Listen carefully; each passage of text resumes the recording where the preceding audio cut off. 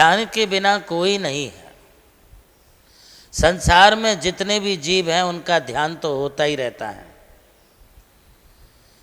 चाहे अशुभ ध्यान हो चाहे शुभ ध्यान हो, चाहे शुद्ध ध्यान की अवस्था हो। तीनों प्रकार के ध्यानों में से कोई ना कोई ध्यान बना रहेगा। आज आप लोग जो यहाँ पर बैठे हुए प्रवचनों का आनंद ले रहे हैं, ये धर्म ध्यान का विषय है। अभी आप ये समझें कि आप पंचम काल में हैं। पंचम काल में किसी के लिए मोक्ष की प्राप्ति नहीं है, क्योंकि पंचम काल में वो उत्तम शयनन अपने लिए नहीं है।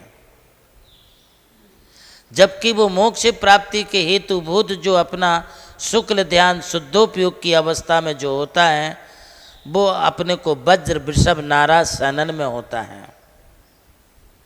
ये आचार्य उमा स्वामी जी का सूत्र है। आचार्य देव कहते हैं उत्तम शयनस्य एकाग्र चिंता निरोधो ध्यानम अंतर्मुहूर्तात्। ये कुछ शब्दों का ऐसा प्रयोग किया है, यह प्रयोग नहीं, यह प्रैक्टिकली भी है। आज ध्यान की वो स्थिति नहीं बनती है जो एकाग्रता हमारे लिए चाहिए। वह काल आज नहीं है जिस काल में वो ध्यान होता था। वह शयनन आज नहीं है जिस शयनन में वो ध्यान उत्तम ध्यान होता था। ये उत्तम शयनन भी होना चाहिए, उत्तम काल भी होना चाहिए, उत्तम क्षेत्र भी होना चाहिए, उत्तम द्रव्य भी होना चाहिए, और ध्यान के लिए उत्तम भाव अर्थात विचार भी होने चाहिए। सभी तो हमारे लिए श्रेष्ठ उत्तम अवस्थाएं चाहिए हैं। ना तो आज चतुर्थ काल है, वो वातावरण ही नहीं है, ना ही अपने लिए वो क्षेत्र है। एक तीर्थंकरों के सानिध्य में प्राप्त होने वाला जो क्षेत्र जो स्थान होता है, वो भी एकाग्रता में बड़ा कारण बनता है। साक्षात कोई केवली हो, तीर्थंकर हो, कोई चारण रिद्धिधारी महामुनीश्वरों का सानिध्य हो, वैसा वातावरण बनाने वाला क्षेत्र अभी भरत क्षेत्र में नहीं है, और वैसा उत्तम शयनन भी आज नहीं है। उसके अभाव में आज तुम्हारे उत्तम विचार उत्तम भाव भी नहीं है। ये तोता रटंत के भाव अलग हैं। मैं ध्यान कर रहा हूँ, मुझे ध्यान हो रहा है, मैं आत्मा में लीन हूँ, ये तुम्हारे सारे के सारे ध्यान शब्दात्मक ध्यान है, सविकल्पात्मक ध्यान है, वो सविचारात्मक है। तुम सोच रहे हो, विचार कर रहे हो। विचार करना ध्यान नहीं है। विचार में बुद्धि प्रज्ञा चित्त व्यग्र होता है, भटकता रहता है, जबकि ध्यान में अपना चित्त एकाग्र होता है। इसलिए व्यग्र चित्तम ज्ञानम एकाग्र चिंता ध्यानम। जहाँ चित्त की व्यग्रता है वहाँ ज्ञान है, विचार। कुछ लोग कहते हैं कि मैं ध्यान अवस्था में इतना गहरा डूब गया कि बाहर अनुप्रेक्षाओं के चिंतन में लग गया, कब समय निकल गया। वहाँ तुम्हारा ज्ञान काम कर रहा है। जहाँ एक विचार से दूसरे विचार पर, एक भावना से दूसरी भावना पर हम जाते हैं, उसका नाम ज्ञान है। विविध प्रकार के तत्वों का विचार करना, चिंतन करना, वो भी एक प्रकार का ध्यान है, ज्ञान है। यहाँ चित्त की व्यग्रता हो रही है कि अब ये सोचूं, अब वो सोचूं, अब ये विचार करूं, वो विचार करूं।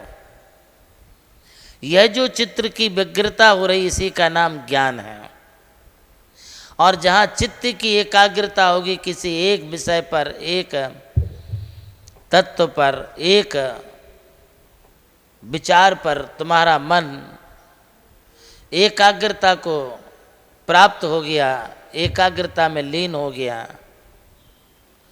वहाँ तुम्हारे लिए ध्यान की शुरुआत होती है।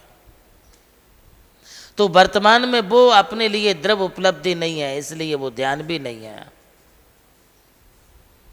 आप पहले ध्यान में लीन होते थे तो उन्हें शेर, बाघ, व्याघ्र, चीता, भालू, जंगली जानवर या कोई पशु पक्षी या कोई कीड़े मकोड़े उनको काटते थे, तब भी वो ध्यान से विचलित नहीं होते थे।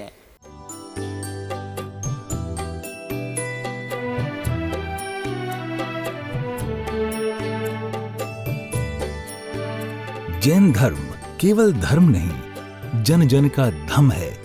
यही है इस धर्म की संस्कृति। सन 2010 चातुर्मास के दौरान मांगी तुंगी और गजपंथा की तीर्थ यात्रा के बाद एक रात्रि गजपंथा की पहाड़ियों पर विश्राम करते समय आचार्य श्री देवनंदी जी महाराज को एक दिव्य स्वप्न प्राप्त हुआ। स्वप्न में उन्होंने देखा कि एक ऐसा तीर्थ जिसकी कोई कल्पना भी नहीं कर सका था, एक ऐसा स्थान जहां पंच परमेष्ठियों की भव्य मूर्तियां हों, एक ऐसा समव शरण जो समर्पित हो जैन धर्म की शाश्वत परंपरा को। उस दिव्य संकेत को जीवन में उतारने के लिए आचार्य श्री कुंथलगिरी की ओर विहार पर निकल पड़े। वहां एक श्रद्धालु ने अपनी भूमि पूज्य गुरुदेव को समर्पित की और यहीं से आरंभ हुई मुंबई आगरा हाईवे NH3 स्थित णमोकार तीर्थ के निर्माण की महायात्रा। ये वही भूमि है जिसे राम टेकड़ी कहा जाता है, जहां भगवान रामचंद्र जी ने 12 लाख वर्ष पूर्व तपस्या की थी। आज यही भूमि बन रही है जैन संस्कृति का जीवंत प्रतीक णमोकार महातीर्थ। यहां बन रही है 51 फीट ऊंची अरिहंत परमेष्ठी की मूर्ति, चारों दिशाओं में 31-31 फुट ऊंची अन्य परमेष्ठियों की मूर्तियां। कुल मिलाकर एक अद्वितीय समवशरण की रचना है जिसका वर्णन Guinness book of world record में दर्ज हो चुका है।